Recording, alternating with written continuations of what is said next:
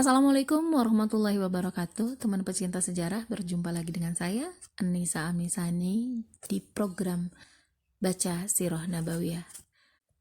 Hari ini kita akan masuk pada episode 31 dengan judul Pengusiran Orang-orang Yahudi Bani Nadir. Baik teman pecinta sejarah semua, selamat menyimak. Ibnu Sa'ad meriwayatkan bahwa Rasulullah SAW keluar pada hari Sabtu, lalu sholat di Masjid Quba bersama beberapa orang sahabatnya dari kaum Ansor dan Muhajirin. Kemudian Rasulullah SAW mendatangi orang-orang Yahudi Bani Nadir untuk minta bantuan mereka membayar diat atau tebusan ganti rugi kepada keluarga dua orang Bani Kilab yang dibunuh secara tak sengaja oleh Amir bin Umayyah ad-Damri. Kedua orang yang terbunuh itu sebelumnya telah mendapatkan jaminan perlindungan dari Rasulullah SAW. Dalam pada itu, antara Bani Nadir dan Bani Amir terjadi ikatan persahabatan atau persekutuan, sebagaimana diriwayatkan oleh Ibnu Ishaq dan lainnya. Orang-orang Yahudi Bani Nadir itu menjawab, "Kami akan melakukan apa yang engkau inginkan, wahai Abu Qasim." Kemudian sebagian kaum Yahudi itu berbisik kepada yang lain merencanakan pengkhianatan. Amir bin Jihash An-Nadhari berkata, "Aku akan naik ke bagian atas rumah," kemudian menjatuhkan batu besar kepadanya. Waktu itu Rasulullah SAW sedang berdiri di samping salah satu rumah mereka. Ibnu Sa'ad selanjutnya menambahkan bahwa Salam bin Mashkam, yaitu salah seorang Yahudi Bani Nadir, berkata kepada mereka, "Janganlah kalian melakukannya. Demi Allah, dia, Muhammad, pasti akan diberitahu tentang apa yang kalian rencanakan. Sesungguhnya perbuatan itu merupakan pelanggaran terhadap perjanjian antara kita dengan dia." Setelah mendapatkan kabar tentang rencana pengkhianatan itu, Rasulullah SAW dengan cepat bergerak, seolah-olah ada suatu keperluan menuju ke Madinah dengan diikuti oleh para sahabatnya. Para sahabatnya berkata, "Engkau berangkat sedangkan kami tidak menyadari." Nabi SAW menjawab, "Orang-orang Yahudi itu merencanakan pengkhianatan. Lalu Allah mengabarkan hal itu kepadaku, maka aku segera berangkat." Kemudian Rasulullah SAW mengutus seorang utusan kepada mereka untuk menyampaikan pesan, "Keluarlah kalian dari negeriku karena kalian telah merencanakan pengkhianatan. Aku beri tempo 10 hari. Kalau setelah itu masih ada yang terlihat, akan kupenggal batang lehernya." Orang-orang Yahudi itu pun mulai bersiap-siap keluar, tetapi Abdullah bin Ubay bin Salul mengirim seorang utusan untuk menyampaikan pesan kepada mereka. "Janganlah kalian meninggalkan rumah-rumah kalian, tinggallah di benteng kalian, karena kami bersama 2.000 orang akan membela kalian." Kemudian orang-orang Yahudi itu membatalkan rencana keluar mereka dan bertekad untuk bertahan di benteng-benteng mereka. Lalu Rasulullah SAW pun memerintahkan para sahabatnya untuk bersiap-siap memerangi mereka. Akhirnya Rasulullah SAW bergerak mendatangi mereka. Sementara itu mereka bertahan di benteng-benteng mereka dengan menggunakan senjata panah dan batu. Dalam pada itu Abdullah bin Ubay ternyata mengkhianati mereka. Lalu Rasulullah SAW mengepung mereka dan memerintahkan supaya semua ladang kurma milik mereka dibabat habis.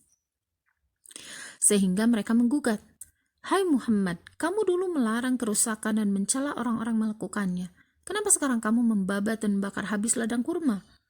Maka Allah pun menurunkan firman-Nya, "Apa saja yang kamu tebang dari pohon kurma milik orang-orang kafir atau yang kamu biarkan tumbuh berdiri di atas pokoknya, maka semua itu atas izin Allah Subhanahu wa Ta'ala, dan karena Dia hendak memberikan kehinaan kepada orang-orang fasik."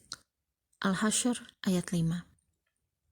Setelah itu mereka menyerah kepada Rasulullah SAW dan bersedia meninggalkan kota Madinah sebagaimana yang diinginkan beliau. Tetapi Rasulullah SAW menjawab, Sekarang aku tidak menerimanya, kecuali jika kalian keluar dengan darah-darah kalian saja. Kalian boleh membawa harta yang dapat dibawa oleh unta, kecuali senjata." Akhirnya mereka menerima keputusan itu dan keluar dengan membawa harta yang dapat diangkut oleh unta mereka. Ibnu Hisham berkata, sebagian mereka ada yang mencopoti peralatan rumah mereka dibawa keluar Madinah. Mereka mengungsi antara ke Khaybar dan Syam. Di antara orang-orang Yahudi itu, hanya ada 2 orang yang masuk Islam, yaitu Yamin bin Umair bin Ka'ab, anak paman Amir bin Jihash, dan Abu Sa'ad bin Wahab. Kedua orang ini kemudian mendapatkan kembali hartanya.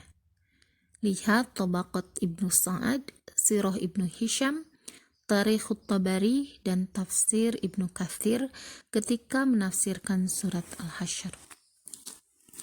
Rasulullah Shallallahu Alaihi Wasallam membagi harta Bani Nadhir ini kepada kaum muhajirin saja, tanpa orang-orang Ansor, kecuali 2 orang Ansor yang dikenal sangat miskin, yaitu Sahal bin Hanif dan Abu Dujannah Samak bin Kharsyah. Sebenarnya harta Bani Nadhir ini sepenuhnya hak milik Rasulullah Shallallahu Alaihi Wasallam. Al-Balaziri menyebutkan di dalam Futuhul Buldan bahwa Rasulullah Shallallahu Alaihi Wasallam bercocok tanam di bawah pohon-pohon kurma di tanah mereka. Kemudian hasilnya disimpan untuk makanan keluarga dan istrinya selama setahun, dan sisanya untuk keperluan senjata dan kendaraan. Berkenaan dengan Bani Nadhir, Allah Subhanahu wa Ta'ala menurunkan surat Al-Hasyr, dan sebagai komentar terhadap kebijaksanaan Rasulullah SAW dalam membagi harta Bani Nadhir. Turunlah firman Allah, dan apa saja harta rampasan fa'i yang diberikan Allah Subhanahu wa Ta'ala kepada Rasulnya dari harta benda mereka, maka untuk mendapatkan itu kamu tidak mengerahkan seekor kuda pun dan tidak pula seekor unta pun, tetapi Allah Subhanahu wa Ta'ala yang memberikan kekuasaan kepada Rasulnya terhadap siapa yang dikehendakinya, dan Allah Maha Kuasa atas segala sesuatu. Apa saja harta rampasan fa'i yang diberikan Allah Subhanahu wa Ta'ala kepada Rasulnya yang berasal dari penduduk kota-kota, maka adalah milik Allah Subhanahu wa Ta'ala untuk Rasul, kaum kerabat, anak-anak yatim, orang-orang miskin, dan orang-orang yang dalam perjalanan, supaya harta itu jangan hanya beredar di antara orang-orang kaya saja di antara kamu. Apa yang diberikan Rasul kepadamu, maka terimalah dia, dan apa yang dilarangnya bagimu, maka tinggalkanlah, dan bertakwalah kepada Allah, sesungguhnya Allah Subhanahu wa Ta'ala sangat keras hukumnya. Quran Surat Al-Hasyr ayat 5-6. Beberapa ibrah. Ini merupakan bentuk kedua dari watak pengkhianatan yang melekat pada jiwa orang-orang Yahudi. Tindak pengkhianatan sebelum ini telah dilakukan oleh orang-orang Yahudi Banu Quraidah. Itulah hakikat sejarah yang dikuatkan oleh berbagai peristiwa yang tak terhitung jumlahnya. Itulah pula rahasia pelaknatan ilahi kepada mereka yang diabadikan dalam firman-Nya. Telah dilaknati orang-orang kafir dari Bani Israel melalui lisan Daud dan Isa putra Maryam. Yang demikian itu disebabkan mereka durhaka dan melampaui batas. Quran Surat Al-Ma'idah ayat 78. Peristiwa pengkhianatan ini memberikan beberapa pelajaran penting yang berkaitan dengan hukum-hukum syariat Islam. Di antaranya, 1. Berita yang disampaikan Allah Subhanahu wa Ta'ala kepada Rasulullah Shallallahu Alaihi Wasallam tentang pengkhianatan yang dirancanakan oleh orang-orang Yahudi itu merupakan salah satu dari perkara luar biasa yang banyak diberikan Allah Subhanahu wa Ta'ala kepada Rasulnya, baik sebelum kenabian ataupun pada saat kenabian. Hal ini seharusnya menambah keimanan kita kepada kenabian dan kerasulannya, dan memperkuat keyakinan kita bahwa pribadi kenabiannya merupakan asas utama bagi keberadaannya dan sifat-sifat kepribadian yang lain. Sebagian penulis sirah dan fikihnya lebih suka mengungkapkan kabar ilahi yang disampaikan kepada Rasulullah SAW tentang rencana pengkhianatan Yahudi ini dengan ungkapan ilham atau firasat. Padahal kata ilham memiliki arti yang lebih luas, karena ia merupakan stimulasi yang dapat ditangkap melalui sensitivitas naluriah dan keinderaan yang dimiliki oleh semua orang. Sedangkan ungkapan kabar ilahi dalam pemakaian ulama sirah menunjukkan kepada ciri khas dan karakteristik kenabian. Kita mengetahui bahwa keistimewaan inilah yang membuat Nabi Shallallahu Alaihi Wasallam segera merasakan adanya rencana jahat itu. Dan hal ini sekaligus merupakan bukti kebenaran janji Allah Subhanahu wa taala kepada Rasulullah SAW, dan Allah Subhanahu wa taala melindungimu dari manusia. Quran surat Al-Maidah ayat 67. Lalu, mengapa harus digunakan ungkapan yang bias seperti itu? Ini tidak lain hanyalah merupakan salah satu bentuk penolakan terhadap mukjizat Nabi Shallallahu Alaihi Wasallam yang bersumber dari lemahnya keimanan kepada kenabian. Ibroh yang kedua, pembabatan dan pembakaran ladang kurma Bani Nadhir memang benar dilakukan oleh Rasulullah Shallallahu Alaihi Wasallam. Tetapi Rasulullah Shallallahu Alaihi Wasallam juga membiarkan sebagiannya. Tindakan yang diambil Rasulullah Shallallahu Alaihi Wasallam ini dibenarkan oleh Allah Subhanahu Wa Taala melalui firman-Nya. Apa saja yang kamu tebang dari pohon-pohon kurma milik orang kafir atau yang kamu biarkan tumbuh berdiri, semua itu atas izin Allah Subhanahu Wa Taala. Al-Hasyr ayat 5. Peristiwa ini dijadikan dalil oleh ulama bahwa keputusan untuk menghancurkan ladang musuh atau tidak tergantung kepada kemaslahatan yang dilihat oleh imam atau pemimpin. Masalah ini termasuk ke dalam apa yang disebut siasah syariah. Para sahabat mengatakan bahwa tujuan Rasulullah Shallallahu Alaihi Wasallam melakukan tindakan tersebut, yaitu menghancurkan atau membiarkan, untuk mencari kemaslahatan dan jalan menuju kepadanya, sebagai bimbingan dan pelajaran kepada umatnya. Demikian pula pendapat Imam Syafi'i ketika mengomentari perintah Abu Bakar yang membakar dan membabat ladang kurma ketika mengutus Khalid bin Talihah dan Bani Tamim, padahal Abu Bakar sendiri melarang tindakan tersebut pada peperangan di negeri Syam. Imam Syafi'i berkata, barangkali Abu Bakar memerintahkan untuk tidak membabat pohon yang berbuah karena dia mendengar Rasulullah SAW pernah mengabarkan bahwa negeri Syam akan ditaklukkan oleh kaum muslimin. Karena dia boleh memutuskan pembabatan atau tidak, dia memilih tidak membabat karena mempertimbangkan kaum muslimin. Pendapat yang kami sebutkan ini yaitu pendapat yang membolehkan pembakaran dan pembabatan ladang kaum kafir apabila diperlukan adalah pendapat Nafi Maula Ibnu Umar, Malik As-Sauri, Abu Hanifah, Syafi'i, Ahmad, Ishaq, dan jumhur fuqaha. Tetapi diriwayatkan pula bahwa Al-Laits bin Sa'ad, Abu Saud, dan Al-Auza'i tidak membolehkan tindakan tersebut. Ibrah yang ketiga, para imam bersepakat bahwa barang rampasan yang diperoleh kaum muslimin tanpa melalui peperangan, yaitu fa'i, urusannya diserahkan kepada kebijaksanaan imam. Dalam hal ini, imam tidak wajib membagikannya kepada tentara mujahidin yang ikut berperang. Hal ini didasarkan kepada kebijaksanaan Rasulullah SAW dalam membagi fa'i Banu Nadhir. Rasulullah SAW telah membaginya kepada kaum muhajirin saja, dan tindakan ini dibenarkan oleh Allah dalam 2 ayat yang telah kami sebutkan di atas.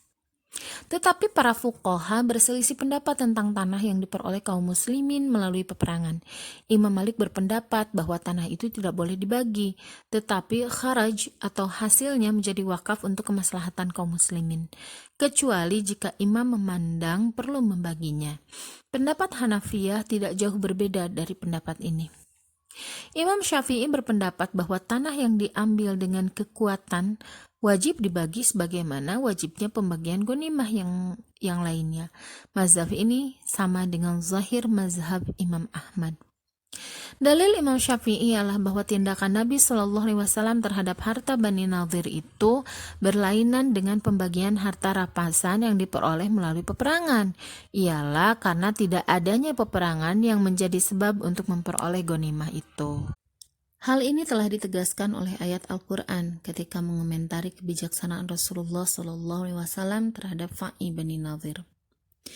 Dan apa saja rampasan fa'i yang diberikan Allah Subhanahu wa taala kepada Rasulullah SAW dari harta benda mereka, untuk mendapatkan itu kamu tidak mengerahkan seekor kuda pun dan tidak pula seekor unta pun. Al-Hasyr ayat 6.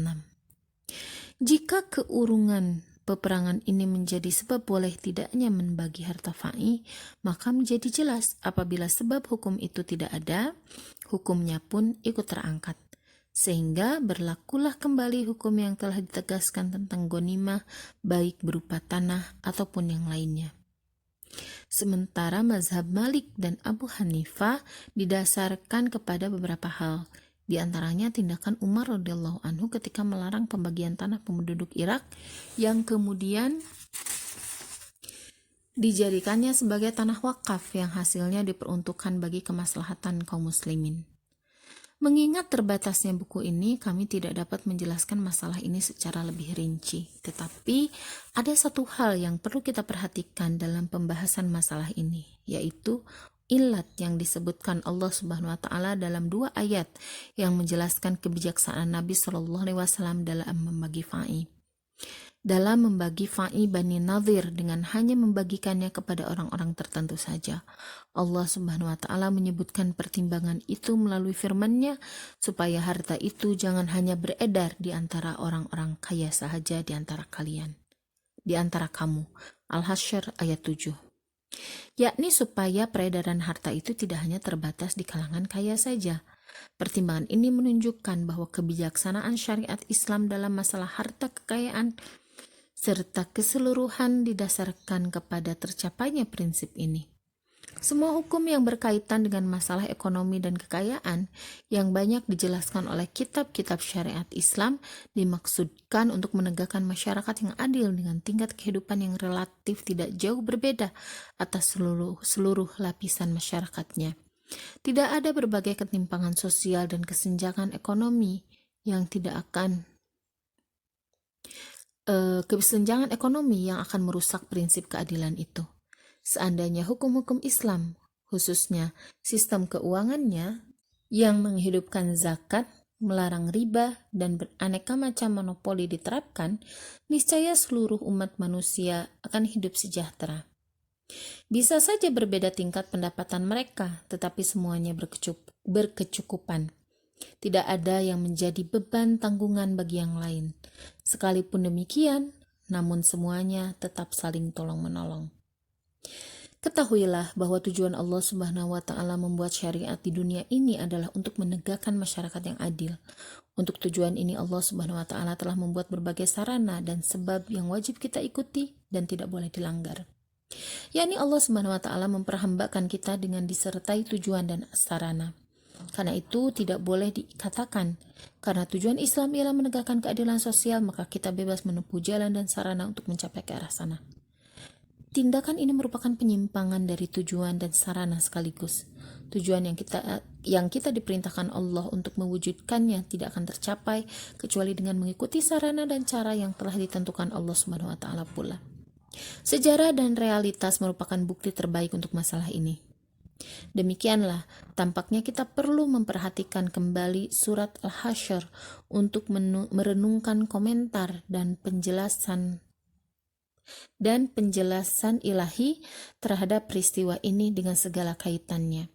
Orang-orang Yahudi dan munafik, kebijaksanaan Rasulullah SAW mengenai masalah harta kekayaan, perang, dan lain sebagainya. Surat ini memuat banyak pelajaran dan peringatan bagi kita.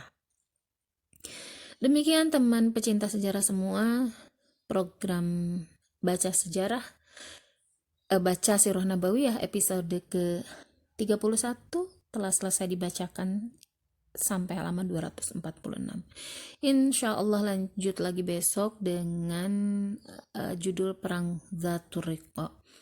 Mohon maaf atas kesalahan karena jujur saja di sini di buku ini teman ada lumayan banyak, cukup banyak kesalahan ketik ya, typo. Jadinya mohon maaf jika mengganggu dalam pembacaan gitu, agak tersendat dan sayanya juga agak mikir gitu ya. Jadi mohon maaf sekali lagi. Jangan lupa untuk like, komen, dan share seperti biasa agar banyak teman yang juga ikut menikmati Sirah Nabawiyah dan bisa mengambil ibrah dari kisah Rasulullah Sallallahu Alaihi Wasallam dan syiar Sirah Nabawiyah tersebar semakin banyak. Mohon maaf atas segala kesalahan. Sekali lagi terima kasih sudah menyimak. Wassalamualaikum warahmatullahi wabarakatuh. Dadah, jumpa lagi besok insyaallah.